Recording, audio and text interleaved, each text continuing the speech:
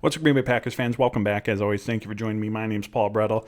Green Bay Packers announced an addition on Monday evening. They signed tight end John FitzPatrick. And I know it's not an addition, it's not a name that's going to draw a lot of headlines, but I wanted to discuss that move specifically today because I do think there's a potential trickle-down effect that could come from this addition, not only at the tight end spot, but what does that mean for the rest of the Green Bay Packers offense? Before we dive into that, you know what to do. Hit like on the video, hit subscribe on the YouTube channel. I do greatly appreciate it. Follow me on Twitter at Paul_Brettel.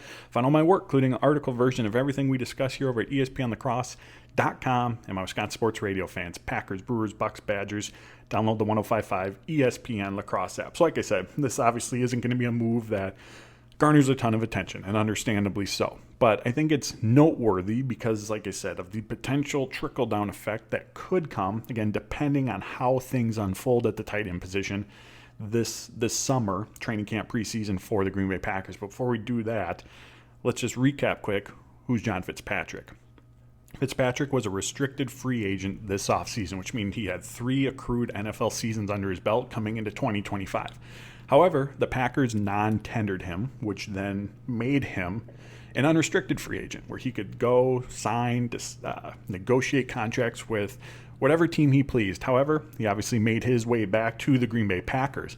After Luke Musgrave was placed on injured reserve week 5 of last year, the Packers picked FitzPatrick off of the Atlanta Falcons practice squad, signed him to their 53-man roster to bolster the depth, again, with Luke Musgrave out for a significant amount of time.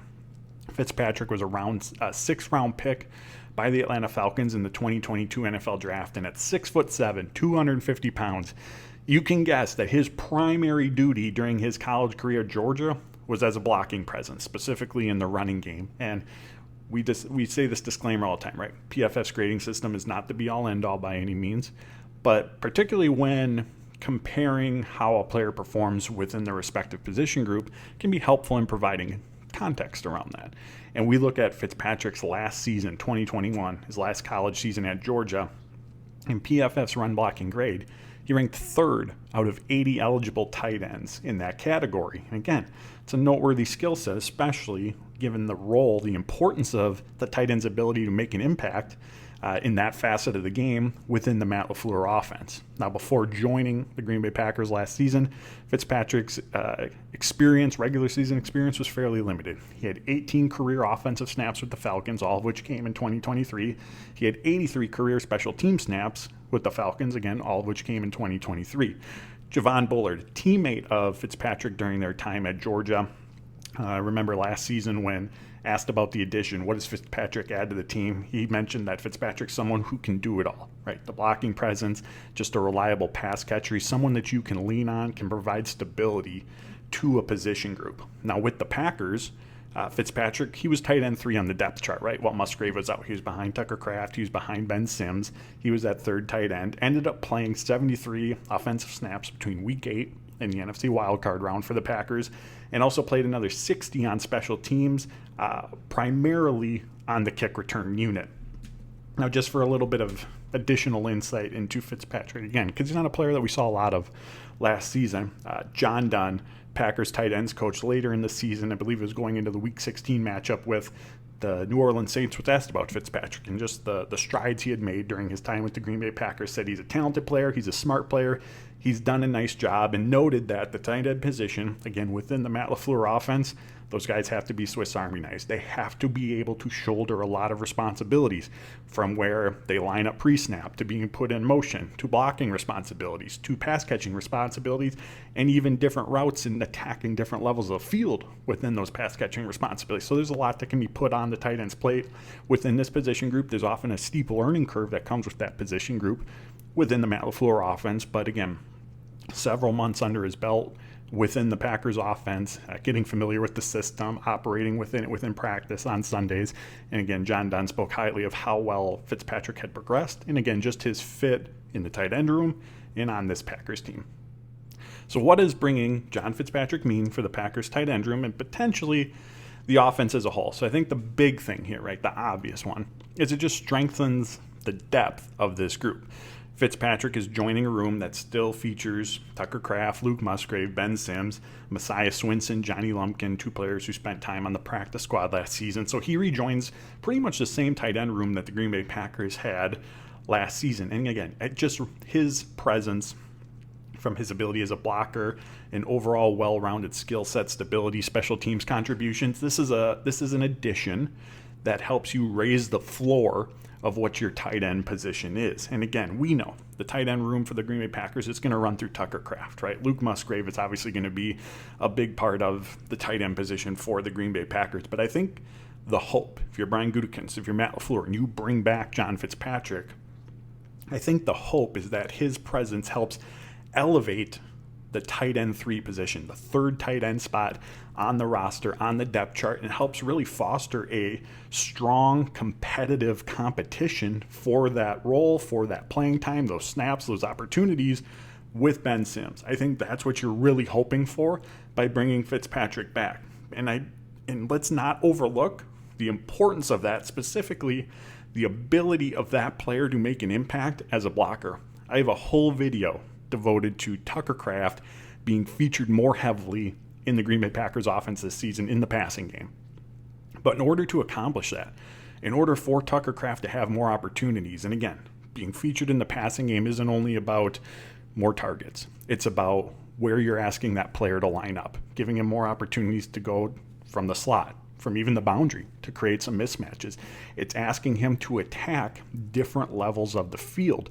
Tucker Kraft, most of his targets last season came within 10 yards of the line of scrimmage. Can he get more intermediate routes? Can he stretch the field? Can he attack those other levels of the field and do so in different ways? It's also about what read is he in Jordan Love's progression, rather than being the 3rd or 4th option or the check down option if nobody's open or if the pocket's breaking down. Can there be more play designs where Tucker Kraft is the 1st read, where he's the 2nd read? So he's getting more advantageous opportunities and just more opportunities in general because he's an early read for Jordan Love. All of those different elements are how Tucker Kraft can be featured more in the passing game.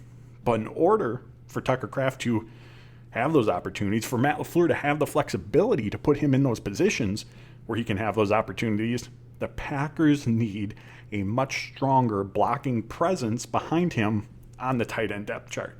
Now, perhaps Luke Musgrave can be that player.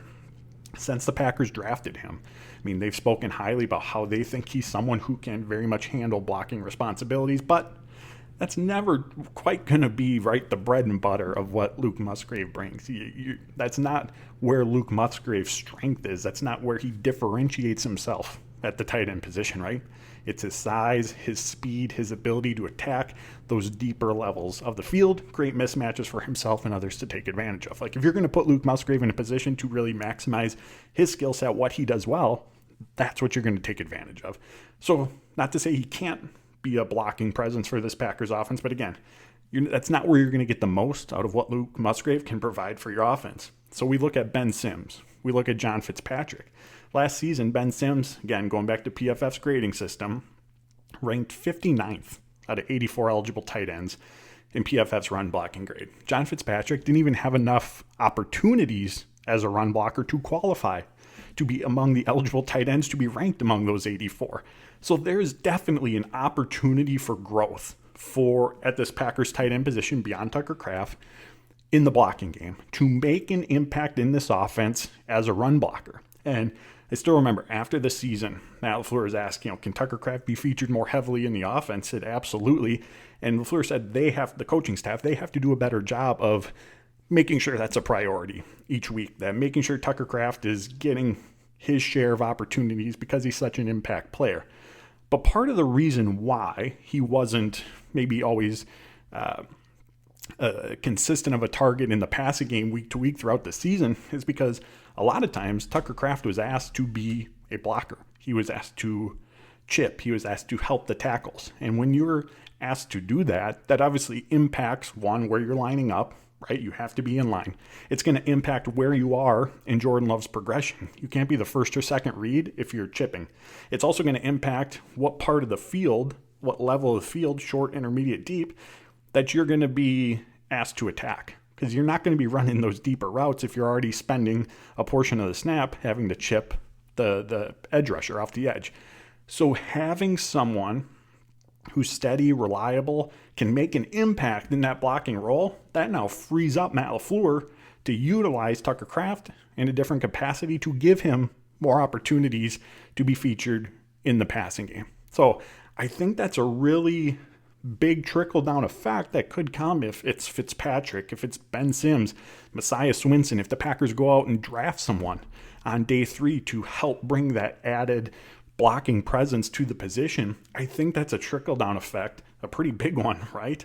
Of having a player who can fill that role and fill it reliably behind Tucker Kraft, behind Luke Musgrave on the depth chart. So this addition, I think that's what you're hoping for. Everything just described, I think, is the perfect scenario if you're the Packers, like the dream scenario of bringing back John FitzPatrick. Right? He can fill that role, which then leads to a number of other things happening, as we just described, within the tight end position and therefore within the offense and the passing game. But the addition of Fitzpatrick, as I alluded to, shouldn't stop the Packers either from making an addition. If there's a player on day 3 at the tight end position who they really like, bring him in, add more competition to that third tight end role.